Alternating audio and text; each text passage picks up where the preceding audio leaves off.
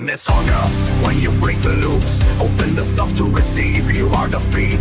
Incoming information is streaming down. It is now found. You are the antenna. You are the Mandela effect. The Mandela we are all, each one of our souls. Fractals and growths come and gather around the self proves you have been found.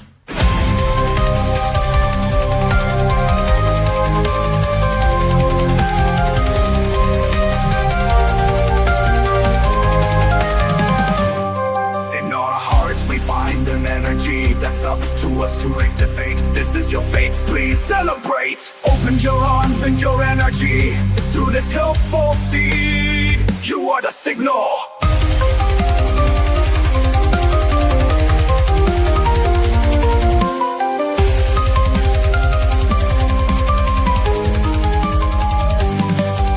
Authenticate your thoughts. Infuse me, but please do not confuse me. What I take into my brain now is going to be my entire world. But how? You are the ancestor of reality. You matter deeply. The all is mind.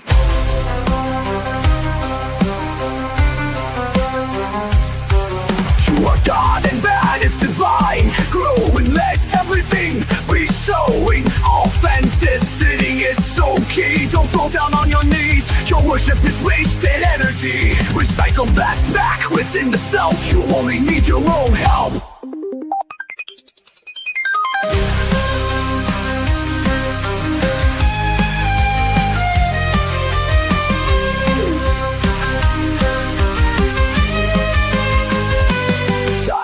Energy radiates down upon you. You are the humidifier of the ether, sucking up that God energy to fill your primordial insides. Grab a cup and manually fill yourself up. You are a divine powerhouse. Infuse me, but please do not confuse me. What I take into my brain now is going to be my entire world. But how? You are the manifestor of reality. You matter deeply. The all is mine. You are a God and that is divine. Come alive in the space of the I am. Awaken the God spark within your chest. The divine will do the rest. Resurrection of your own soul. You will be whole. Infuse me, but please do not confuse me. Coming alive in my I am. Infuse me, but please do not confuse me. Coming alive in my I am. Infuse me, but please do not confuse me. Coming alive in my I am.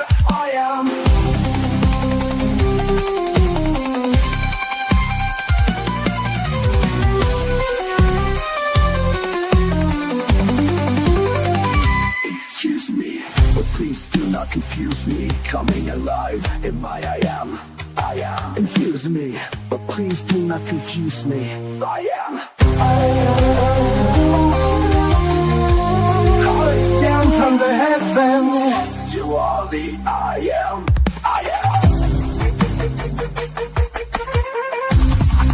I am.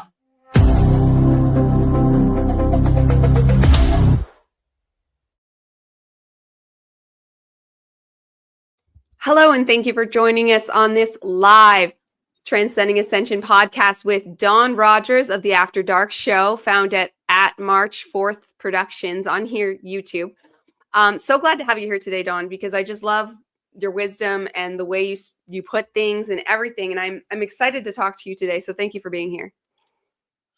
Thanks, Diana. It's great to be here. I always love our conversations. I've had you on a couple of times. We've done some panels together, and I'm now a member of our weekly church service as well. So like this is all coming together, and you know, it's been a fascinating ride for me so far, and I still seem to just be unlocking stuff, and I'm glad to be with the current community that you and Steven and everybody else in our back page chats has developed, because it's truly hard to get through this without community, and you guys have been awesome. So thank you. Yes.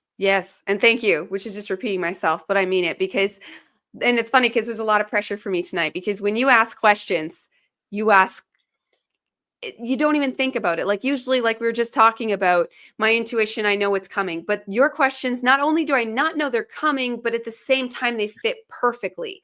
So it's just such a... Oh.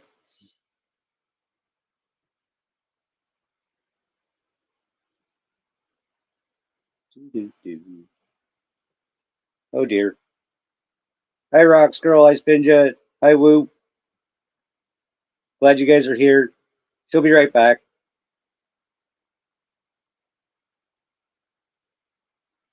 Oh dear.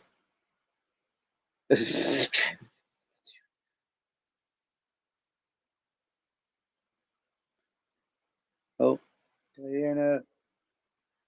Oh no.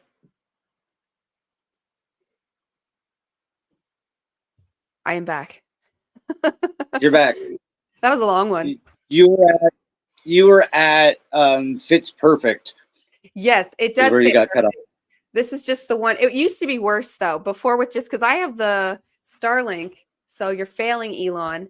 But it's still better than the internet I had before being in the country. It was all fuzzy and it would be glitchy the whole time. At least now it's like concentrated doses. But I have some wonderful questions here for you today that I would love to hear your answers on. And the one I had first, I'm gonna move, because we were just talking about one of the things that you had just gotten a download on, although you called a thought dump or a mind dump or dumping. Yeah, you could. I like that. The more lingo. And it's about the timelines, but specifically the higher self and the way we go through choosing points. Because we talked about this before. And so your experiences with timelines and the higher self being involved in all the breakdown you can find in that.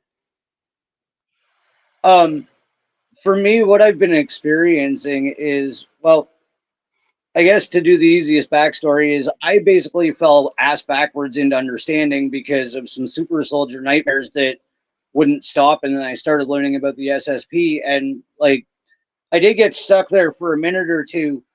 And what it eventually ended up make me realize is that, okay, if I can experience and live through and die through that other stage of my conscious reality, because I know it's not me. I'm not a super soldier. I'm not getting in a suit and fighting reptilians. I know that, right? But a stage of my conscious existence is, and I've been able to experience that through basically sharing consciousness.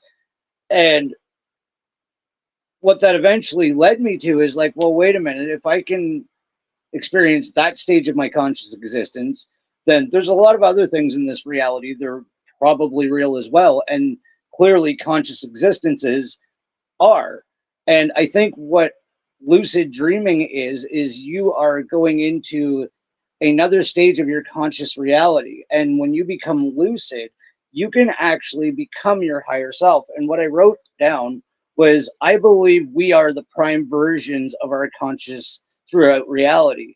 And through vivid dreaming and learning how to project our consciousness while we rest our vessels, we can essentially become our higher selves to alternate versions of self, thus improving or even collapsing and merging timelines in the process. So basically, the example that I can give is the other night, as we were talking about in church, I'm coming up on 5 years in December of sobriety. I woke up in a consciousness that was actually at a party drinking, and I could taste it. I could feel the impairment, but there was still a separation between me and self, right? I wasn't fully that version of myself, but I was able to observe and be in the moment with him, and he could hear me. And I showed him, I projected my reality into his mind in that dream state and showed him what it's like in this existence, how much happier my life is without alcohol, how much more productive I am, how much clearer my mind is. And he literally put down the drink at the party, and that was the end of that version of myself's drinking. I essentially changed his life through vivid dreaming. And I was fully aware of what I was doing and how I was able to communicate with that version of self. That's fantastic. And I could imagine, just on what we know about soul shards, is that would pick up a lot of your fragmented soul shards. That's actually, I don't even know if you're aware of this, but that's actually a technique they'll do in shadow healing. They'll walk you through like a self hypnosis or a practitioner hypnosis, winding it back to moments that are just cringe and huge shame points. And they'll say, okay, where could you have done that better? And you imagine it, how it would have gone better. And then you play that betterness out and kind of create that timeline. But that's to pick up those pieces of yourself you left behind. So that's interesting. So that's not just coming from just like a woo-woo healing thing. That's actually got deep grounding in factual evidence. And you've just done it for real, beyond the visionary to the actual practical application of it. And that's just wow. I've kind of referred, like I said, a lot of what I'm understanding is really downloads. I'm receiving streams of information from a higher source. Like, I can't lie, and I'll say it on your show. 65% of my show is channeled information. I will say that for the first time on your show, that 65%, like Frank Castle and I had an episode where he got a hold of me the next day and he's like, bro, what did we talk about last night? I'm like, dude, I don't remember either. You can actually catch the moment about 5 minutes into the episode where both of us just click off and it's our higher selves and we're just kind of in the backseat listening, right? Because that's essentially what happens when you click into that state of channel. Is like Dawn that's talking to you right now just kind of takes a back seat in the same vessel, but the speech that's coming out is not of my knowledge. That's the best way I can explain it. Yes, 100%. I've had similar. Anytime I go on a huge long tangent, I don't actually mean to. Something else takes over and I don't even realize it until I watch the show back and I'm like, oh God, Diana. But like, even though I'm saying really wise stuff, but I'm like, you've been going forever. And I don't notice it at the time because time just blanks out. And and then I don't even often realize. Sometimes I'll come back in for like the last sentence. Not that I'm completely gone, but you know what it's like when you're in the highest of flow. It's such a zone that like a dream, how you can be fully there and even lucid, but the moment you wake up, it's gone. So it's kind of like that in that way. And I'll hear kind of the last sentence I say, and that's all I'll retain really from the experience. But I think it has something to do with going online too, and the extra neuro power in this, that like what we do. And I think that's why like the way we do podcasting is upping the game, really. I've noticed the more I'm allowing it to happen, the more control, because at first I was just kind of like, what the hell was that? But now that I'm kind of working with it, it's allowing me to retain a lot more of it and be able to actually speak as Dawn on a lot of this information, because it's not like a light switch. Sometimes I have to know what I'm talking about, and sometimes it's coming from a different source. But it's fascinating because the more I'm engaging it, the more I'm allowing it to happen, the more it's allowing me to retain. And like Sarah, if you watch this, I'm not complaining about my grade 10 education. It's just a point of reference now, and I love you for breaking me of that. I have a grade 10 education. I don't know a large portion of what I talk about. I did not learn this in school. You don't remember it anyways, though. You don't remember it at all. I remember the book I wrote while the teachers were talking, and I remember hanging out with my friends and stuff like that. But the actual information, gone, like almost all of it. Yeah. But it seems more and more when I'm getting, I was calling it brain dump earlier, or download, I'm actually retaining more of it as well. And I did tell Stephen about this. Something fascinating that's been happening is I'll wake up and I'm still visualizing insanely complex math equations, and it's like literally running like a screen in front of my face, and my brain knows what's going on, and then like this version of self turns on and it's like, what the hell is that? And it just kind of fades away, and it's like, okay, about 5 seconds ago, I was really smart. You've probably seen the codes being downloaded. Yeah. Yeah, like it's a very strange experience. Like, I don't know what's happened, or well, the best I can explain it is the understanding consciousness, and now I seem to be able to obtain information from other versions of self, or I'm remembering past existences. I'm not entirely sure where most of it comes from, but it's interesting. It can be all of it, because that's the whole thing, which I'm always trying to get clarified. And I've even tried to get Sarah to clarify this. And I don't even know if I'll try again, because I don't know if anyone can clarify it now. That's the whole point of how exactly do timelines work? Are they physical? Are they just etheric? What are we looking at? What are we accessing? Like, we know it's happening. That check mark is for sure. But one thing I've noticed, like how you get math equations, I get like light language, and I was not one for light language because of the way it's done. On it just makes me, I think they're, I've talked before, I'm a skeptic with that kind of thing. But I myself have gotten what I saw as light language, and I didn't even know it was light language until it came to me from an outside, just being on the internet and seeing these symbols and being like, oh, it's what was behind my eyeballs.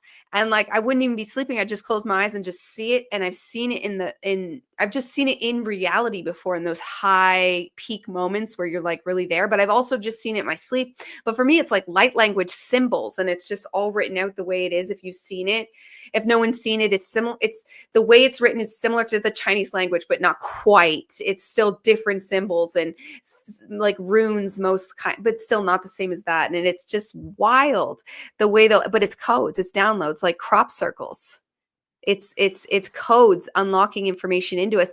And the whole process of bettering ourselves is actually just bettering the computer that runs the system, so we can get this information, so we don't go schizophrenic. Like, I think those that go schizophrenic are not doing the work to upgrade the computer, and they might not be aware. It's not like it's a choice, but we have to computer, like with all the spiritual things of whatever works for you, so that we can share information, so that we can be, like we talked before about having to quit drinking and just getting that knowing without really knowing, but being like, no, seriously, because the system needs to run better, and it runs better the cleaner. And another reason for purity, the purer and cleaner we are, the better the system itself can hold this higher information and articulate it in all the very many facets, implement it into our life, integrate it. Because you can get this information and do nothing with it. You can get this information and not believe it, or you can get this information and try your best to just unpack it as much as possible and to make it applicable as much as possible. And that's what I find, again, what the shows do, talking this out, and we like kind of start to further unpack what this really means for all of us. I absolutely agree with all of that, and I want to stay on this computer analogy, because if you do look at these are wonderful, wonderful machines that we are operating as pilots, right? We've all heard me blather on about that, so we know. I'm a pilot, this is my suit, and I love it, and I'm going to respect it.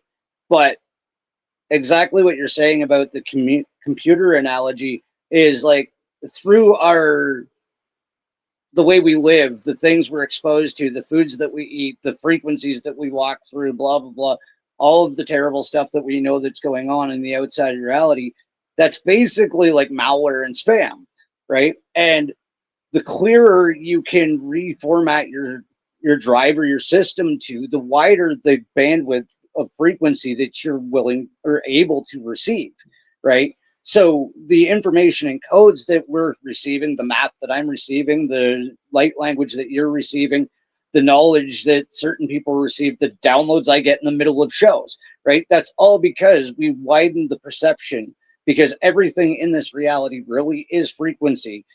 And we are just broadening the receptor in our brains to the frequencies, right? So you just have a natural understanding, a deeper understanding of the things that you're receiving, right? Because you're widening your reception to source, right? I know we both point up and above a lot when we're talking, and we know what we're talking about, but it's actually more at this point, because we're basically funneling it in. It's like, yeah, babe, give me more. Thing? Yeah. Yeah, like, yeah, give me more, baby. I love this information. Keep coming, source. And that's what's going on. The clearer you keep yourself, the more, like, I'm not trying to harp on people that I changed my diet and it changed my life. right? I look better now. I have better abs than when I went to the gyms 5 days a week, right? And all I did was change the way I eat. My wife ogles me every time I walk by in black jeans, and I freaking love it. And all I did was change the way I eat, right? I'm becoming clearer. I'm more alert. I'm more aware of everything that's going on around me. And it's just because I stopped eating the garbage. Mm-hmm. That is huge. Like that's top notch. Because what we were saying on the show, like Trinity, body, mind, soul, and you have to work at it all, or you get stuck. I used to experience it. You can only shimmy so far just working on one of them, which a lot of people just work on the mind. Or there's the gym people that just work on the body, and then there's like all these different ways you can get stuck. It's like you have to move with the Trinity to expand. Like I always see it like that pirate thing. You open, it gets bigger, bigger, and bigger. I've seen people use the analogy of the Russian dolls, how you open it and it's bigger and it's bigger. But I like the idea of envisioning it all attached. That's why I like the pirate thingy. I don't know what you call it, where like you open it, it's like a one-eyed binocular and it gets bigger and bigger and bigger as you open it. And that's like what's happening, because the more we expand, and then there's so much in the how we expand.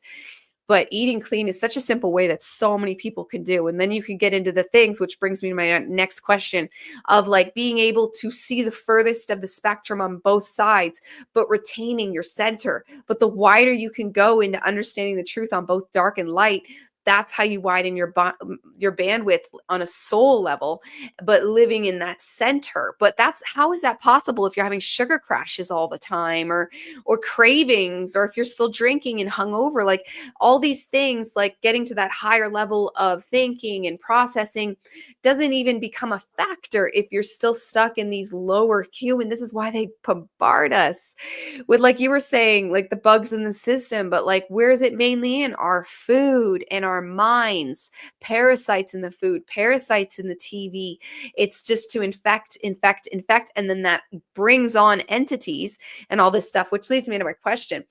You mentioned in our show, the Sunday service one, about beings, because I want you to describe this to people, because this is very, very true. And it's part of that higher knowing and higher learning and stepping out of duality, is that we can speak to higher beings, those Lucifer, like we were talking about, like so many of these different beings. I would say apart from Christ, because that's his whole thing, is he is the middle, right? Anything outside of Christ is not in the middle. It's that energy. It's not giving it all to one dude.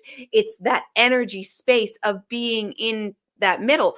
But you were talking about how they want to be both, and they can be both, and things like that. But when you said it, I just got this vision of a deeper reality of seeing these beings more living lives like we do, obviously with different magical stuff as if they're talking in our ear, but just you gave them like this personality that had depth. So if you want to give that a go. Yeah, basically where that comes from is part of my awakening was through a series of QHHT sessions. And it actually happened on Typical Skeptic podcast. The practitioner asked to speak to my higher self, and the aspect of my higher self that presented itself was Gabriel. And which is funny because, like you know very, very well, I was not brought up in a religious indoctrination whatsoever. So when I came out of the hypnosis session, I was like, who the is Gabriel? Right? And everybody else is kind of going, it's an angel, dumbass. Right? And it's like, oh, okay. Right? But what happened during one of the sessions, and this is why I feel so connected to other beings, and it's more other aspects of myself, and again, conscious realities I've experienced just in different stages of reality, is I asked the practitioner to leave the connection to my higher self open, and it worked. And it's never really shut off. I can ask myself questions and get answers for myself now, like I'm basically a human lie detector, but then I can also basically step into the mentality of Gabriel or other higher aspects of myself, because we've all been everything all the way up. Right? You just have to be able to remember that far and that deeply. And that is actually, again, through lucid dreaming and being able to project your consciousness controlled, which is what I'm trying to figure out with everything I've been studying is how you can control that projection, because you can just visit the other stages of your consciousness. And that's why I was able to basically humanize them, because it's like, okay, I've been that. And like, as Gabriel, I know that they are called upon by both dark and light, and they're not indifferent. They do have some, they know right and wrong. They know what they're being called upon to do, and so do demons, right? And you can transmute your demons into your angels, right? It just all depends, much like the 3D, much like we were talking about before the show, is it depends how you interact with it, right? You can work with your demons just as well as you can work with your angels, because they have some pretty great abilities too, right? And once you start working with them in a positive manner, because who do you think helped get you all the alcohol money? Who do you think helped you get cocaine that night? Who do you think got you that loose one? Of course it was your freaking demon hanging out with you going, buddy, you should do this. No, they can also be positive. Like I was saying in church, it's literally like the Bugs Bunny and Tweety, one on each shoulder. It's just which version of it you want to listen to it, because it's all, everything trickles down from source, and you can actually tune into these frequencies of your higher self. Yes, I like that. That's interesting. And I have a moment of that.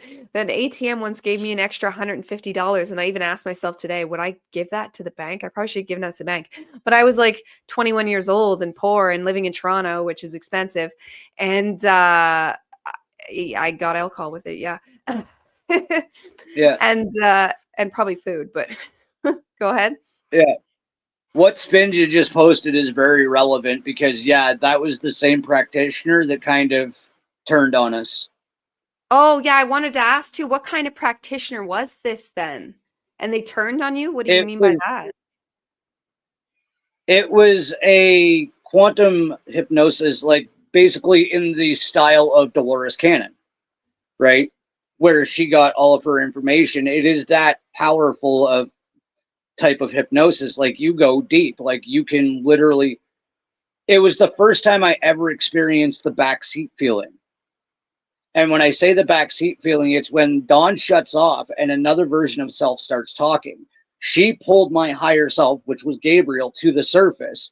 And he basically did most of that interview on Typical Skeptic. And I was just kind of silenced in the back. Now I can come through if I want to, but we can all pull these fractals, these frequencies of self into ourselves here. It's just a matter of practice and control. And we all have the ability to do so. It, again, breath work, meditation.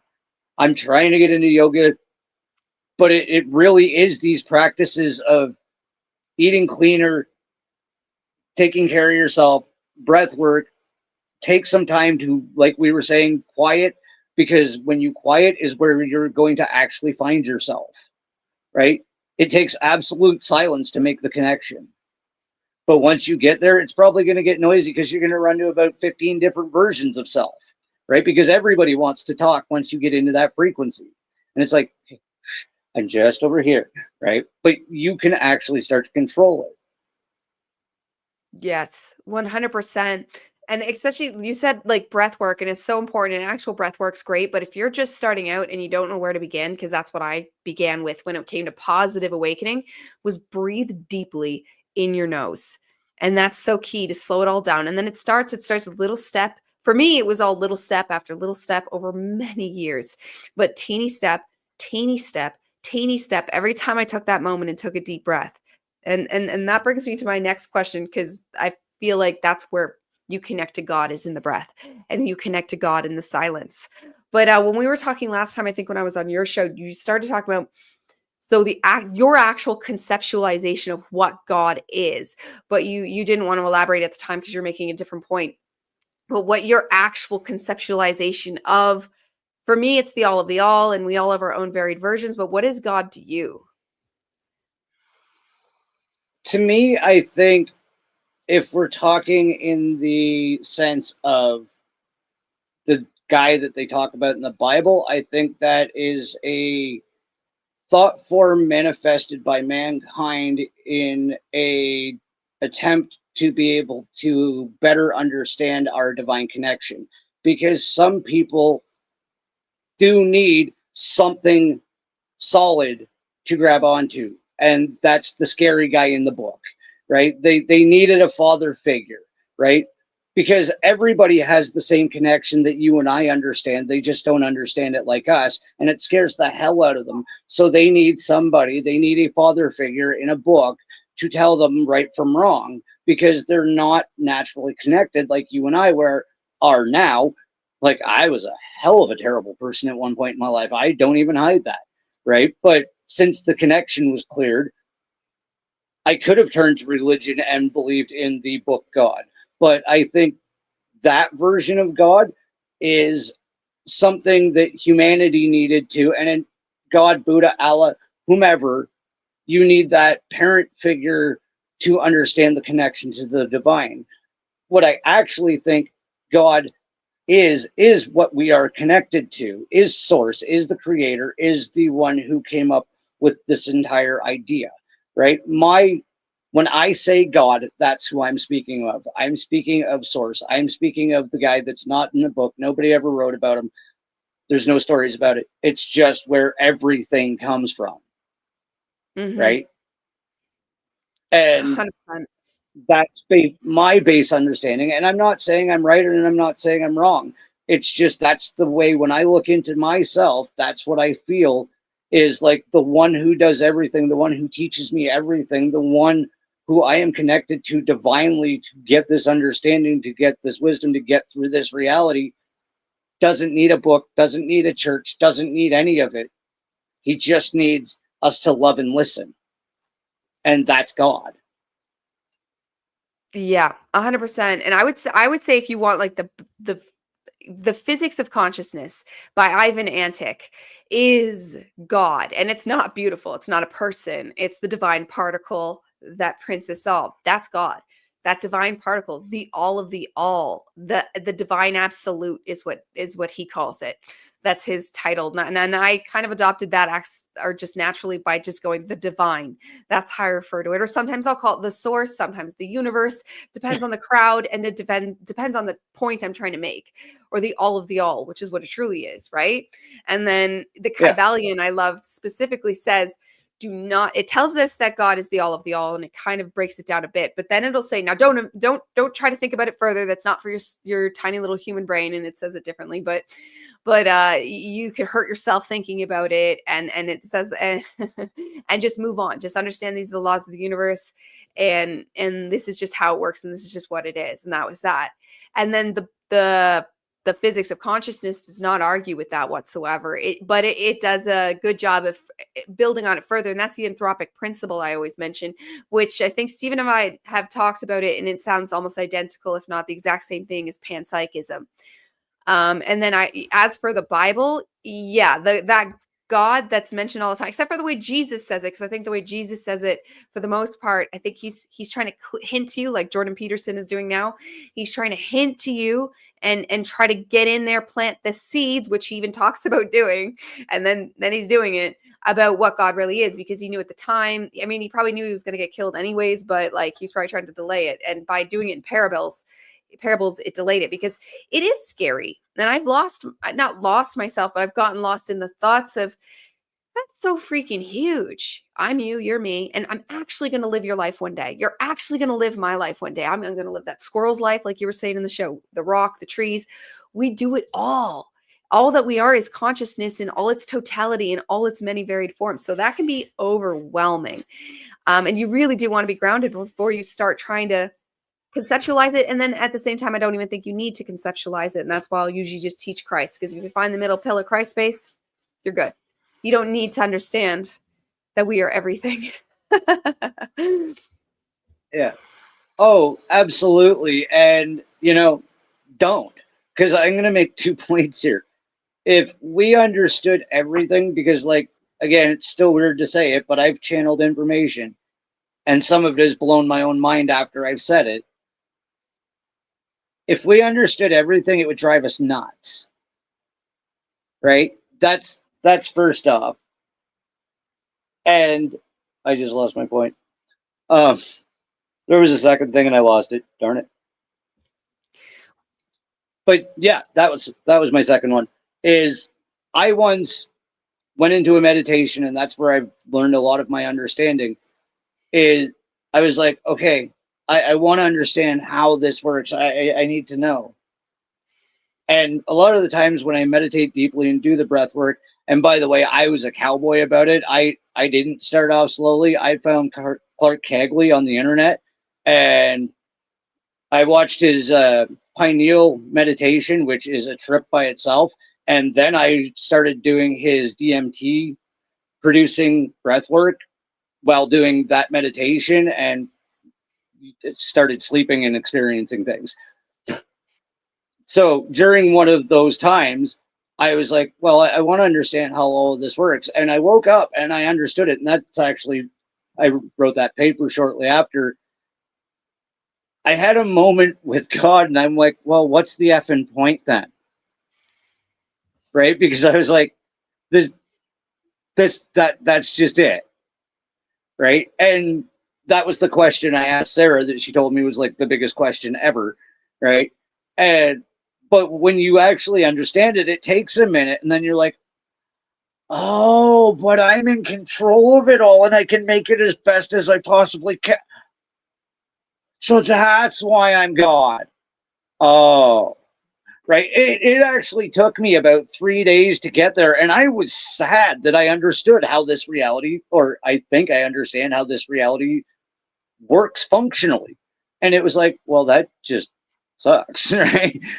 But no, the whole point is to have the best experience while we're here doing it. Get the hell out of this terrible overlay that is poisoning us and stopping us from experiencing and doing the things that we're supposed to be doing. Because right now, we're not even supposed to need telephones, Diana. We're just supposed to be able to, and you get it, right? That's a whole other subject. But it really is like we're supposed to be experiencing this life as most positively and productively and without resistance. And when you raise your frequency, you raise your emotional frequency, you do vibrate at a higher frequency, and you pass through this dense existence with more ease, right? And I'm not saying wander around like a smiling idiot. I'm saying if you can go out into public, if you have to, or even interact with people that make you uncomfortable on a little bit of a lighter level, and just approach it as positively as you can, it will start to reflect back, because they're like, oh, this isn't terrible. Okay, maybe the rest of my day is going to be terrible, but this person is pleasant. I'm going to be pleasant back. And it just reflects upon you. I know it sounds so simple, but it works, right? And that's the whole key to this existence, is to obtain and maintain an emotional frequency. No, you're not a smiling idiot wishing everybody love and light wherever the hell you go, but you're happy in your reality and just shooting for a better one at all times. And that's where you'll travel, because we create our own reality, and our mind feeds on our mind creates what we feed it, right? So if you're constantly, my life sucks, your life's going to suck. My life's getting better, your life's going to start getting better. Hey, my life's pretty awesome, your life's going to get awesome. Hey, this is great, I love it, give me more.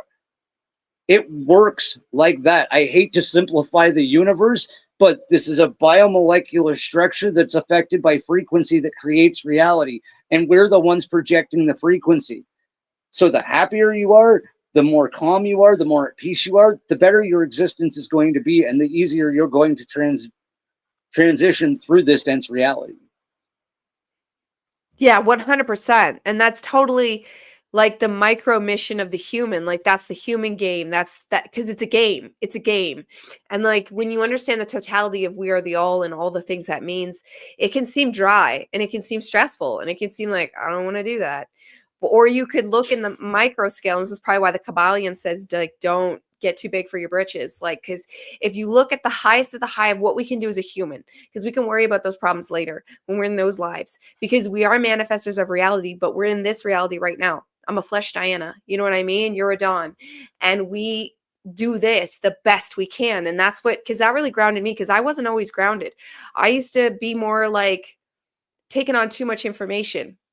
And and letting it overwhelm me. And because you can get lost in those. And back when I was talking to Sarah, I like even had a desperation then of like, answer these questions, because I understood it and I knew it, but I hadn't made peace with it. And I think that's one of your things that just came to me when you were talking before. It's like you have this really good surrender about you. There's so much about you that you just surrender and allow it.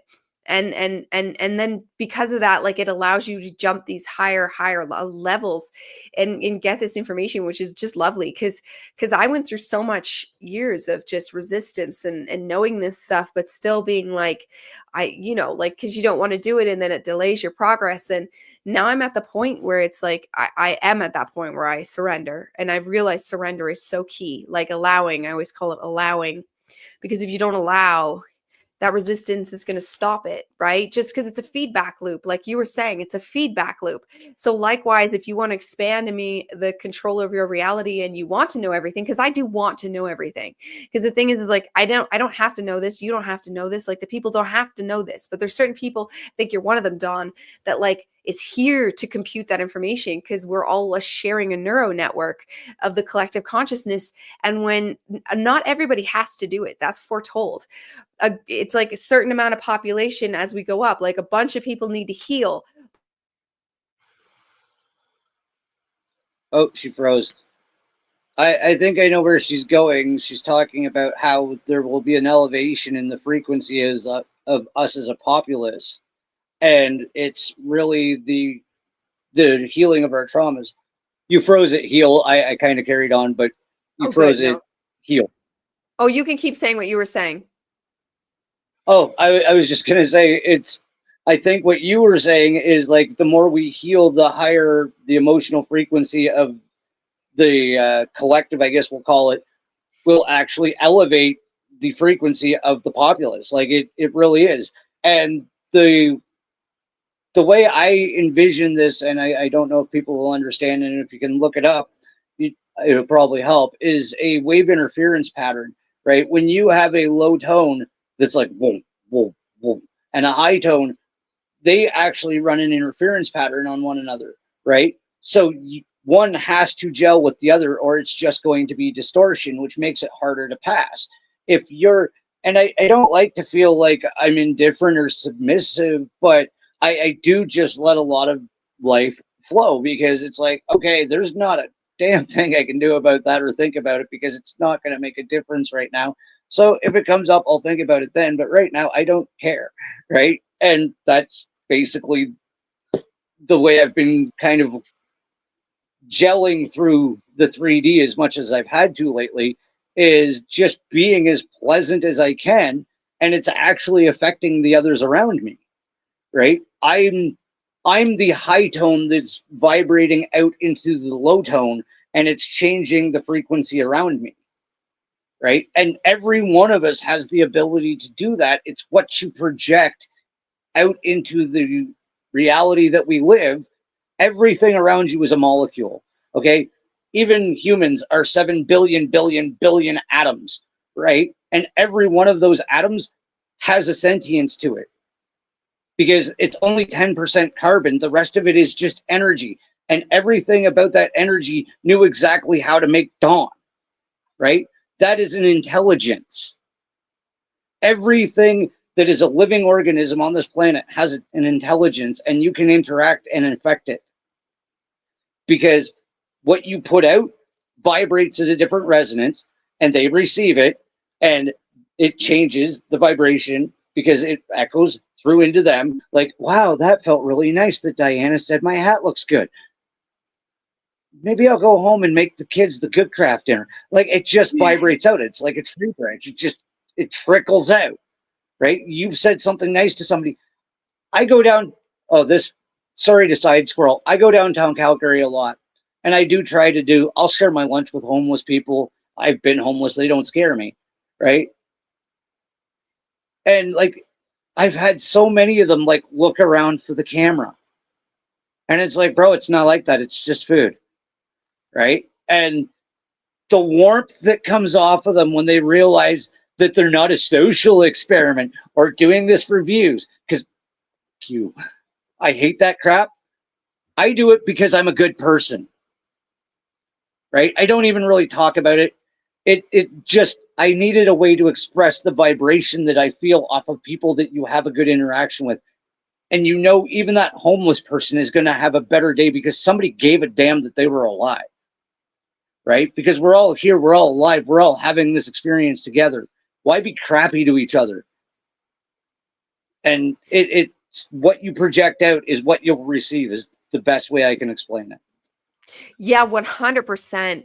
And one thing I just want to add, which you and I thought of before you even said that about the homeless people in the filming, because you want to do this authentically. If you're not doing this authentically, though, there is moments, especially early on, where, because I was a huge whiner, huge poor me, so changing my narrative was something I had to do. But there was like moments, again, because mine was so slow, of doing it before it was authentic. But then so I fully know the difference of when you're authentic, things blossom and bloom.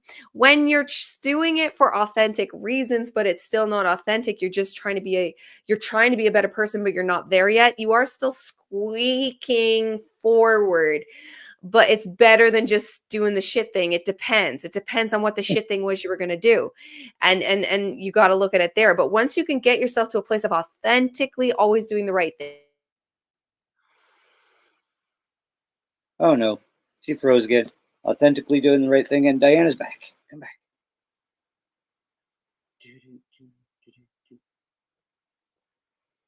Authentically doing the right thing. You're at authentically doing the right thing. Yes. If you authentically do the right thing, the power behind that vibration you're going to send out is just going to be worlds bigger, because that's part of your generating reality. And that's another thing, like some say, and this scientifically lines up ish, as far as we can understand this stuff, is that you actually never change anybody. You change your timeline, and now you're on a better one with a better version. That's one of the ones that bum me out. I'd rather it be, I like changing timelines sometimes, but the idea of always shifting who you're actually with, I don't like it. That doesn't mean it's not true, though. But I like the idea of sending out that higher frequency and actually changing that person's life, and not having to worry about that person actually in such a bad situation. Oh, but either way, we're changing and improving it, whatever the belief system is behind it. I totally agree, because like either way, it does have a positive effect on the reality, and that is just the most productive thing I think people could take away from anything that I would talk about, is like, it is all, like, I can break it down for anybody that asks. What I think it is like the thing that I said to Sarah was, this plane of existence populated by an infinitesimal number of sentient molecules that are influenced or observed by a higher stage of consciousness that creates the reality we experience. And we now, as human vessels, are the biological containers and frequency projectors of all the information of the universe, which we emit as frequency that shapes our experience of reality in this time. So basically, what I've broken down there is, we as human beings control everything that we're going to experience on this plane of existence, right? It's just, we contain all of the information. If I understand this right, this is where my paper comes in. The basic storyline of my paper is, we as humans could store 13.5 billion years worth of digital information, which is the approximate age of the known universe. Now, if you put 1 and 2 together, it kind of looks like we as frequency projectors actually contain all of the information of the known universe in each and every one of us. And we're walking around basically as human hard drives, projecting and creating reality, because we have every scenario that ever existed downloaded into our genetics, right? So we know how to create every possible scenario. We are the most advanced biological machinery that exists in reality, right? And it's literally why I don't want to get in trouble. Why certain things that have been done to people were designed to change people, because then you can directly control what they're going to create. That's the way I can say that without getting in trouble. Yes, and I agree completely. And there's so many other things they could do, like Wi-Fi signals and other things like that. They can get into us. They're trying to get into us. So that actually brings me to one of my questions about your paper, because it's all just breaking down how the timeline of how they were learning how much DNA could hold, and they got to the whole universe, right? How are they downloading it? They keep saying they're downloading it in. And I've even studied this outside of it, because I already knew the whole thing about the universe and that they'd gotten books into it, but they don't say how.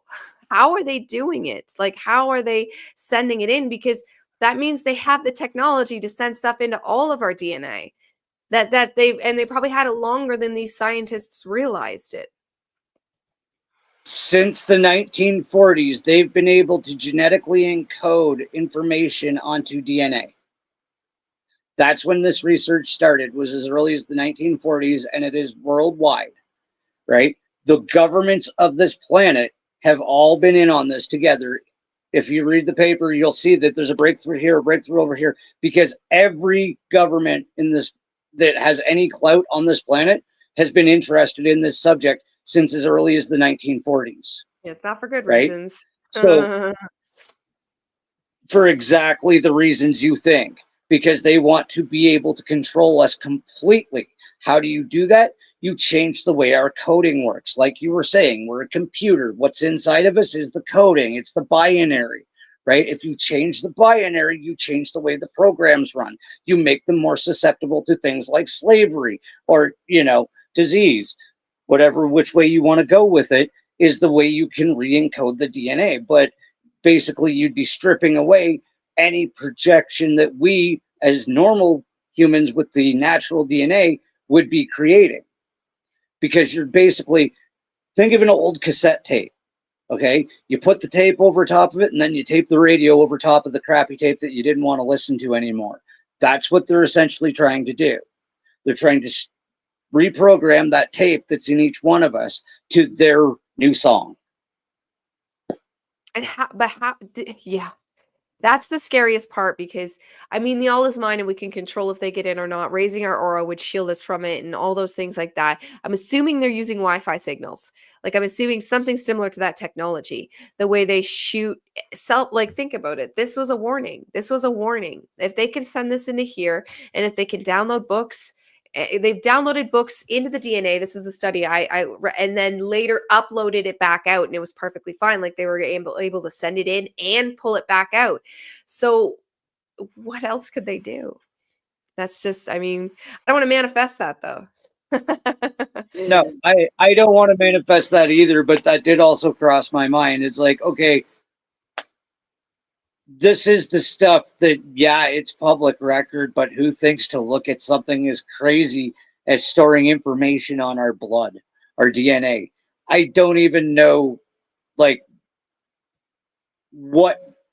It started with a question from an FKM podcaster, Karen Holton, asked me if I thought this was a simulation, and I woke up from a download and knew where to find all of the information that was in that paper and explain how this is a biomolecular frequency experience. So I don't think it's a hologram or a simulation. I think it's a live action projection, and it's being done on biomolecular atoms, right? We're just the ones in control of it. We just forgot that we were in control of it. Exactly, exactly. Yeah, scalar waves, like Raquel is saying, 100%. We are like that hologram, or I like the way you said that, the biomolecular projection. Like, it is that, but it's not in the atheistic way they try to make it. Like, a lot of that narrative can be, that's one of those ones getting hijacked where they talk about, oh, we're just in the computer of a higher being and that's it. Like, because there's elements of truth in that. We do emanate through, like, some say the entire universe is just a body of one angel, right? And you could Yeah. really get weird with that and like really expand. It doesn't change what we are and what we're doing, but like the higher of the high. So technically, yes, we are a projection created by a higher being, but how conscious is that being of the whole project? I think a lot more of our like diddling that's happened to us is on a smaller scale. So higher beings technically, but not that high. Like all the people in the Bible that were inserted in, those are because the human, like you were saying, wants that daddy figure or the mommy figure. So those are, I think, multiple different entities getting their hands, or the people that even come into people's heads saying they're God and stuff like that. So we do have like that level because of the way our programming works, but it's a lot more of an actual story, like Carl Jung and the archetypes and how that works, and how it's actually like a living reality of stories and emotions. And again, at the toppest of the top, there's no point other than experience itself. But on our little micro scale of being us, I mean, did we have to take down the Wi-Fi towers? I don't know. Well, and I like where you're going with that too, because like it's a conversation that Kyla and I have had before too, is like, if Source is in control of all of this, and it's almost to the religious, if God's real, why would he let this happen? Well, there are times where you question if Source is real. Why is this going on? Why is the construct? Why is this overlay? Why is this system of feeding off of us here? And then because time and space are, time is a man-made construct and it's really non-existent. If you think of the entirety of the expanse of time, the existence of mankind is basically a hiccup so far. So if Source hasn't noticed, out of everything that it's created throughout the infinitesimal reality of the universe, it might take a minute. And I hate to be that guy, but yeah, it's only going on right now, but it might take him a minute or her a minute or It's a they blink. a minute. Oh, well, the Brahmin, right? It's the breath. We're just one of the breaths. Not even the whole Yeah. thing. Exactly. Like it's going, yeah, there's a whole thing that's going on. Like, Kyla and I often get into the conversations about, sending love to your other selves, like past me, there's a little version of me that used to wear a suit to school and it was just as intelligent as I am now, except I freaked out the other kids and they started making fun of me. So like Raquel said, he got traumatized, stopped wearing suits and didn't like school anymore and went away for a very long time. I send that poor little guy love all the time because he deserved better. And you know what? There was times that I can remember being that little guy where I all of a sudden would feel better when my mom was dating the abusive man and I was having terrible times in school. For just a moment, I would feel better. And I know what that is now. That's me now. Because I sent me then some love. Because I thought of me then. And I felt it then. And I can feel it back now. It really works like that. Time is just made up crap that we came up with as a way to measure this reality. The experience of all of it has already gone on and it's going on right now. Right? So you absolutely can send love and ideas to your past and future selves because they're just right there. They're just another parallel you. Yeah, 100%. I'm 100% on that train of it being the exact, and then the more power we get in our abilities, like the more we could reach back and like actually change things to when we might experience miracles as us doing it specifically. Like you've had that experience. Do you want to retell that experience there when you were the higher self? Did we do that on the show yet? No, that was the last show. No, yeah, we did do I it on the kind show. of, yeah, I did touch on it about how you can go into the mindset. Yeah, it's funny because we One just thing talked I want to yesterday, for mention, those that don't know. Go ahead. yeah, well, we talk a lot, and you should see some of the private conversations. They're the reason we have such awesome shows. And that's not bragging. That's just like we don't stop talking and communicating, and like Yeah, this basically the doesn't group stop that off works the air. behind the scenes.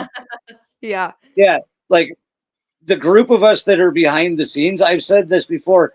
I think we are literally breaking down the real mechanics of this reality, right? Because there's the material science that you're spoon-fed in public school, and that's great on the surface, but everything about public school that you need to understand is they only teach you enough that you'll never question what you were taught, right? Because a lot of this, this is another way that I got to that whole every cell has an intelligence. Okay, you think about when you're in public school, sex education, and I know there's going to be some giggles when I go through Or this, but Osmosis Jones. Yeah. Sorry, keep right? going. Sex education, right? When you think about it, what were we taught in public school? Well, A man likes a woman likes a man. There's some pheromones exchanged. They end up hooking up biologically. There's some fluids exchanged, and 9 months later, there's a human life. That's the basic principle. But I have a question, which is what you're not supposed to do in the public education system, is ask questions. What was the sperm before it was sperm?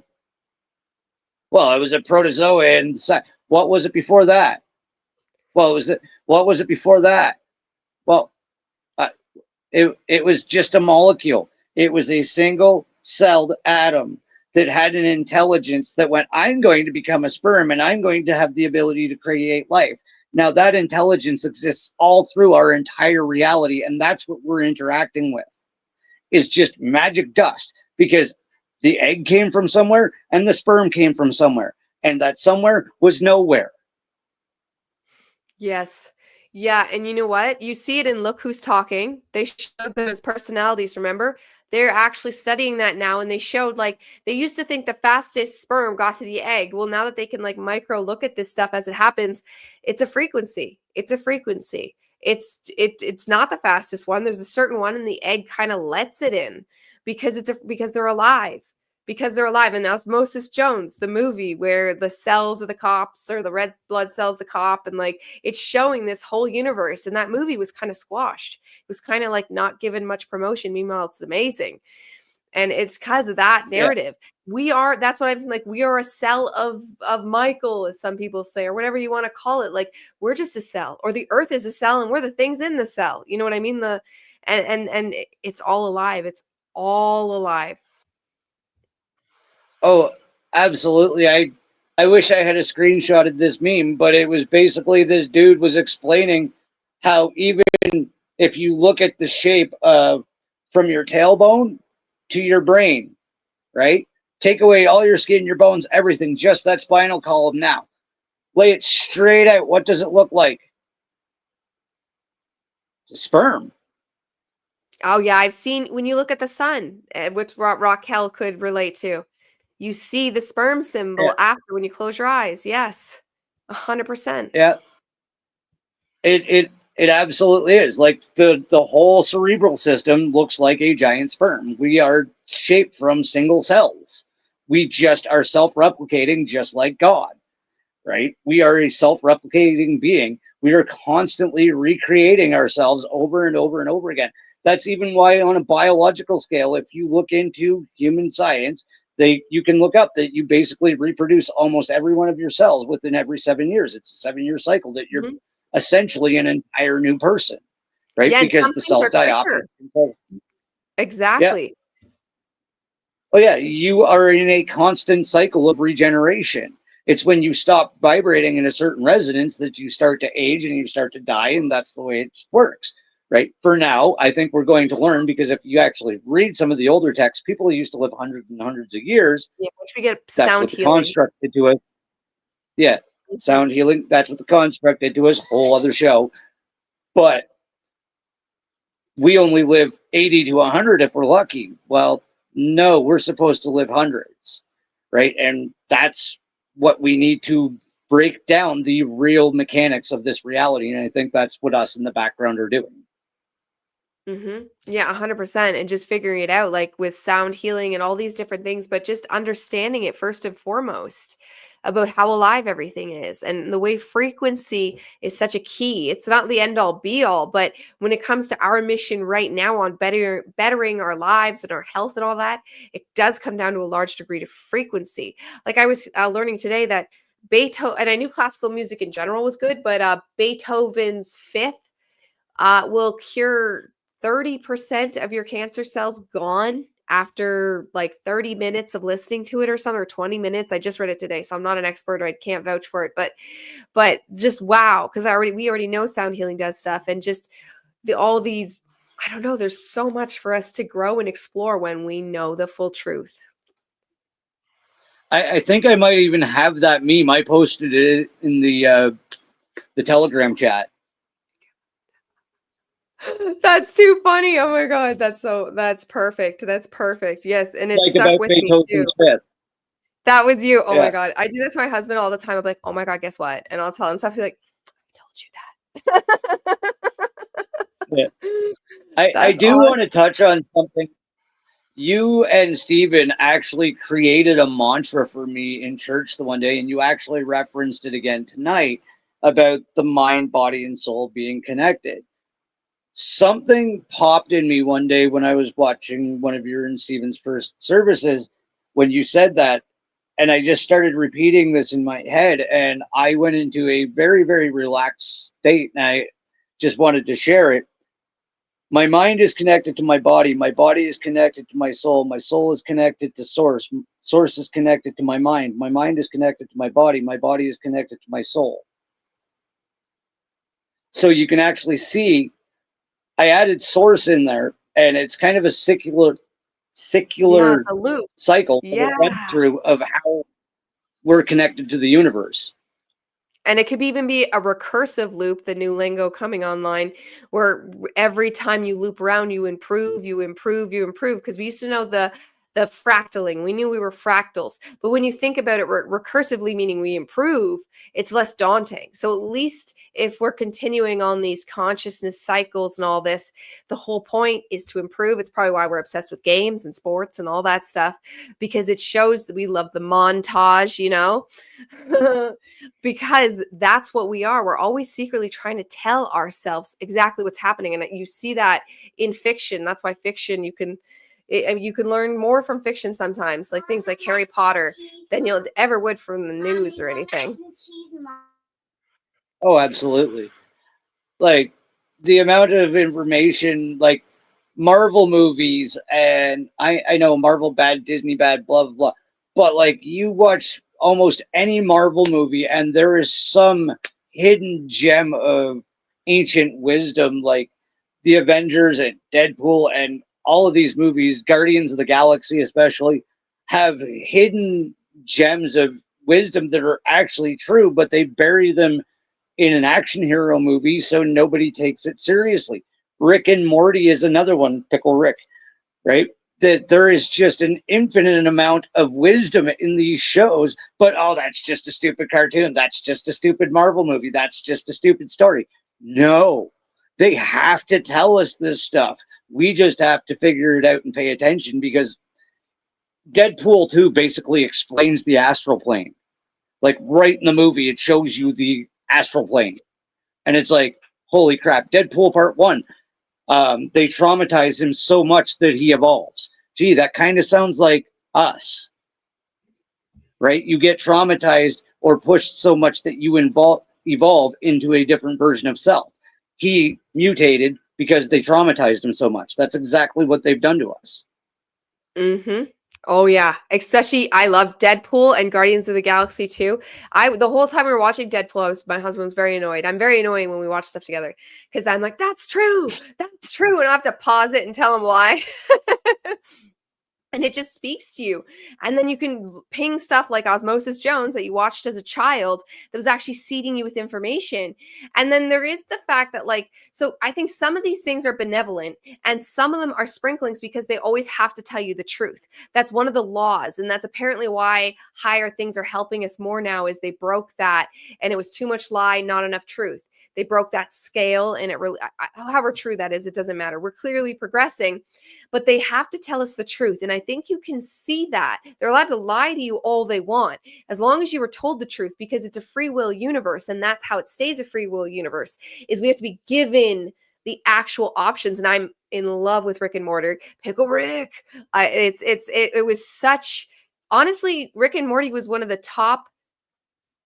I can't think of anything better than Rick and Morty, really, for how it can open us up to how dimensions work.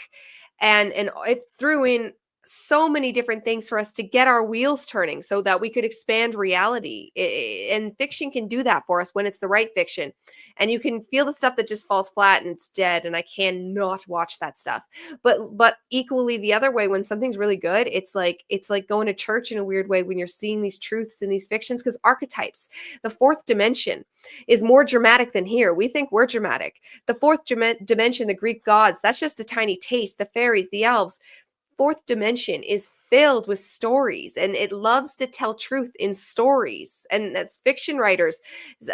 Jane Roberts, Seth was a fiction writer. I was a fiction writer. Like, and a lot of Sarah, an actress, right? Like it's still in that same realm where like that call to the creative fictional world can actually lead you to much deeper truths when you can say them through a story, because you can convey like Deadpool and literally watching him be mutated with torture. That's alchemy. That's alchemy.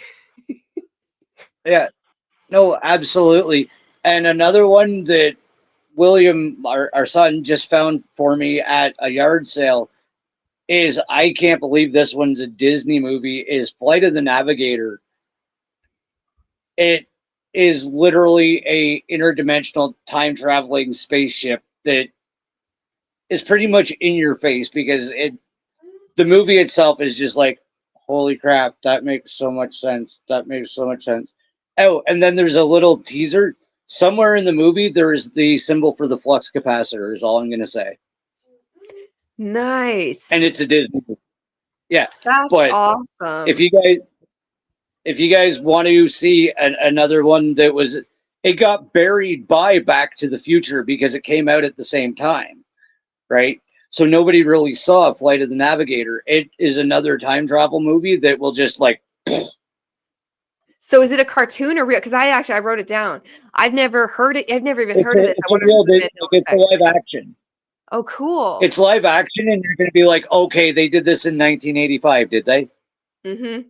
Yes. Even old ones like original Battlestar Galactica has stuff in it, but then their cheesy personal lives are just, ugh. So I find that hard to get over. But then when they start talking about the actual galactic stuff, it's like, oh my God, that's so true. And the newer Battlestar Galactica is actually good, but I don't think it's actually seeded with as much Stargate, the old show. I was super into Stargate when that was a thing.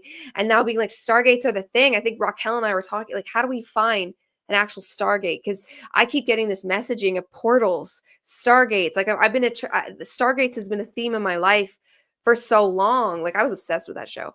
And not just that, but just Narnia stories. There's so many stories. I wrote a story myself back in grade 10 about Oliver finding this portal, and I didn't know anything back then. I hadn't even read Narnia yet. That was later.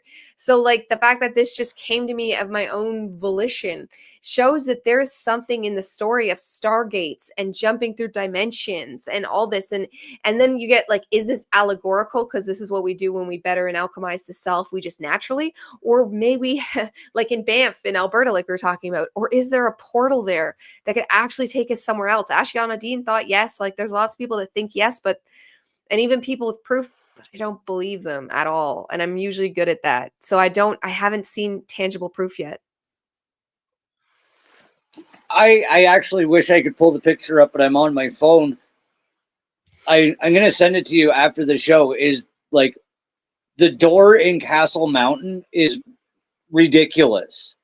And then like there is just a perfectly square cube shoved into a perfectly square doorway in the middle of something called Castle Mountain that looks like an old castle. If you use your imagination, you can see where it's probably been a castle at one point and knocked down, right? Or part of like if you think of like He-Man with like how the one castle was actually in the mountain, it would kind of like that, right? But this legit looks like a gigantic doorway, and there's a gigantic miscolored rock shoved in a perfect square. Like it has to be something. And then, like I was saying to Stephen, is if you look at the scale and the slope of the hill, there's no way there was human machinery involved in putting the giant rock there. Yeah. Oh yeah. I think we've more than proven that about when it comes to actual machinery, like building the pyramids and things like that we had magic that's gone now, that we had a certain way of probably to do with frequency as well, that we could do these inhuman things like stuff on mountaintops and things like that. There's a big thing in Peru, which even major archaeologists are like, I think this was a Stargate. Like you hear about it it's through Grant. What's his name? Graham, the big dude. Everyone knows him. Of course, I forgot his name. But he does that series where, he goes through and shows all of these historical portal looking things that it could be. And who knows? I don't know. Like, I want that to be true and I want that to happen now. But is that just fourth dimensional fiction? I don't know. Like And then we keep seeing all these portals in the sky, because you've seen that lately. Like they're showing I saw the sun turn orange, which is recent in the thing, but that wasn't quite red. Everyone was talking about being red. And then have you seen anything like that? Have you seen magic actually? Like besides our quantum downloads and the etheric level of things, have you physically seen magic? Besides orbs, I've seen orbs. This is one I haven't actually said on the air, but what the hell? I was driving in Calgary a while ago. I'll just go with that. And I seem to be the only person who noticed that right in about 3 feet out from the front of a city bus, about the size of a Barbie doll, were 3 fairies just floating in this yellow haze in front of the bus. And I mean, they were at eye level. I watched them as I drove by. I could see it in the mirror, and then I looked again and it was gone. But I was apparently the only person who could see it. But it was about that big, and there was 3 figures flying at the windshield level of a city bus. And they were like that big? Ooh, that's cool. Yeah, they were like the size of a Barbie doll. Nice. Okay, how old were you? This was like last year. Oh, okay, good. So an adult encounter, because I saw cartoon penguins, like one like this and one like this, but I was only like 5. It was visceral, and I 100% remembered. I know it was real, but I was so young that you can see magic then. I'm not saying I imagined it, but I think you can bring the 4th dimension more through when you're that age kind of thing. So is that a being living right now on this earth? I don't know. It was kind of like the Totoros you see in that movie Totoro. And then, but I hadn't seen the movie yet. And then I saw an old man's face once. And that, again, I was a little girl, and it stayed with me, and I was too scared to talk to it. I wish I had, because I don't know if it was threatening, and I screamed it away, but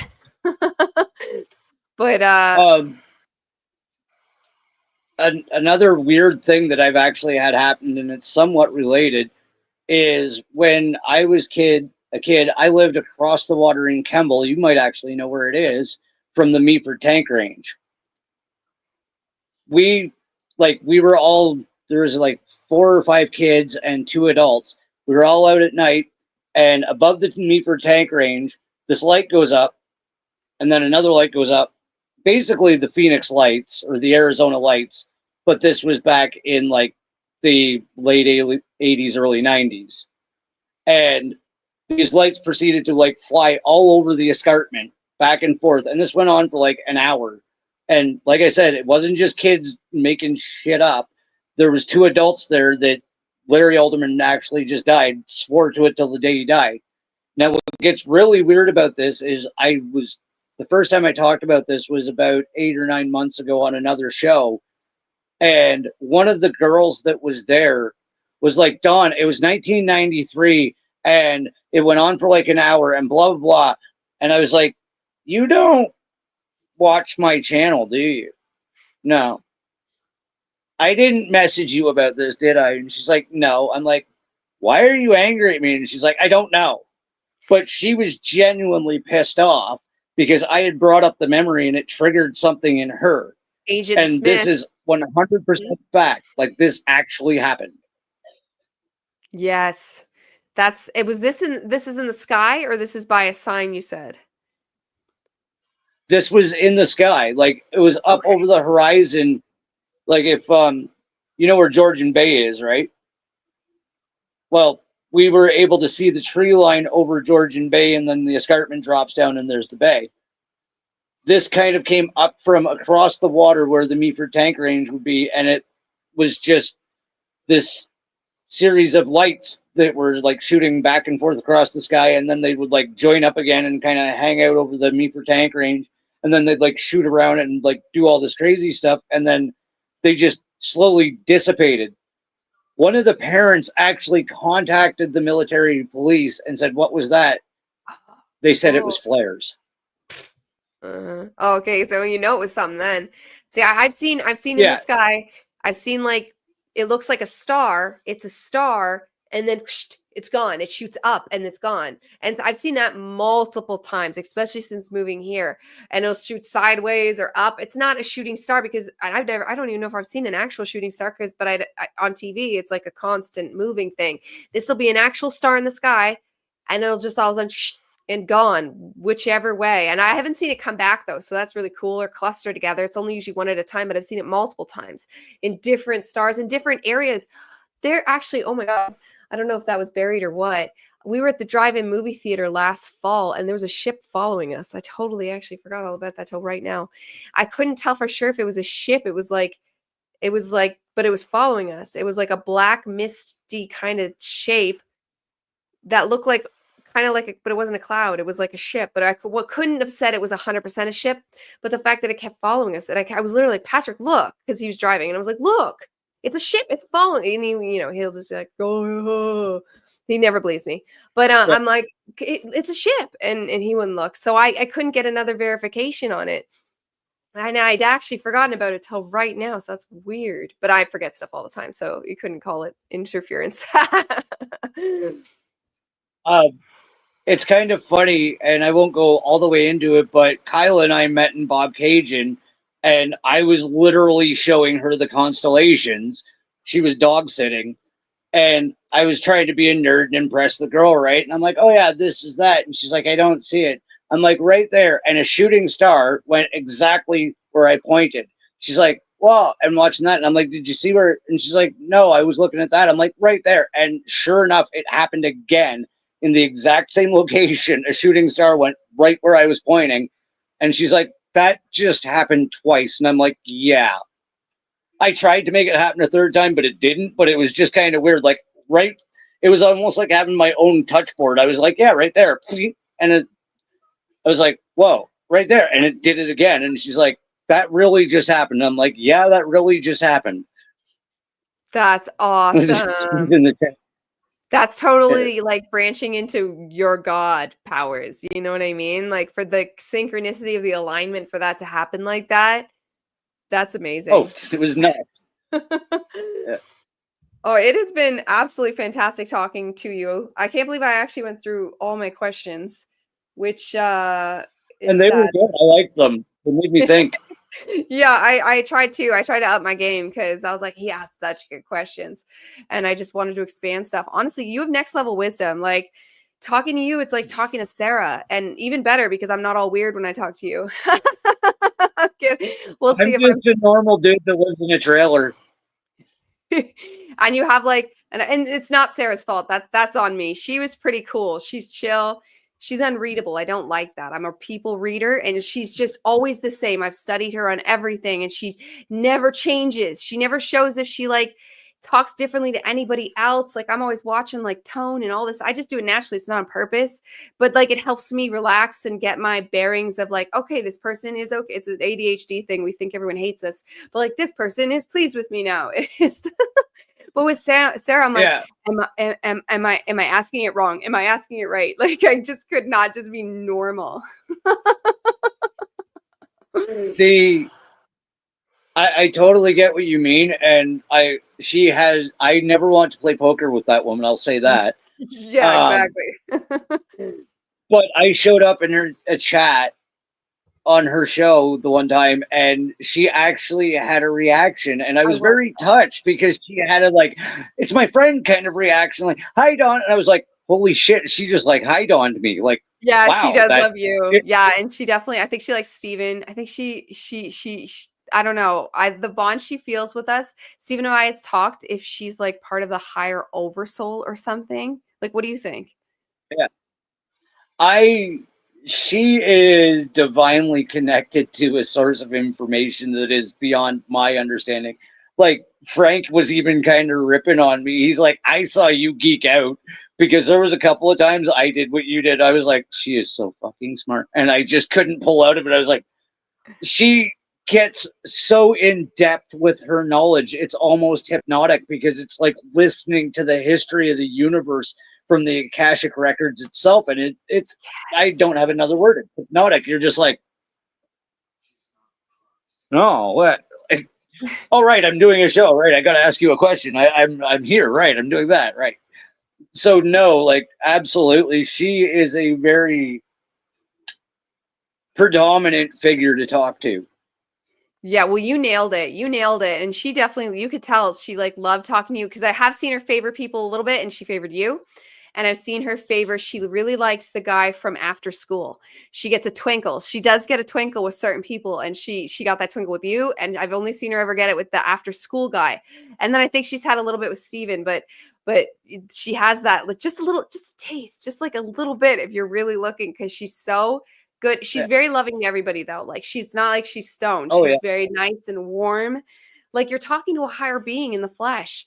And I usually suspect, and you could even say she used to be an actress, but no. Like the warmth and the radiance coming off her is so real. Like it's so visceral. And she's just such a gift. But yeah, fangirling over her again. Oh, Spider Bites. Who Hopefully, is she? Sarah Alcaldi. The Alchemist on YouTube, and then she's gonna be on Gaia coming out in the summer. So she's the real deal. Like she went up 200,000 followers just in this last year. Like when I first started watching her, she was only, I think she was around 70,000. So it's not like she was small, but she was 70,000, and but she kept growing and she was going pretty not slow because she's still growing. But over the next year, I watched her. But then this last year, right before Gaia picked her up, she grew 200,000 followers in just 1 year. She grew, you know, Aaron Abkey, like she literally surpassed him in strides in like a year. It was nuts. He's just someone else I used to watch.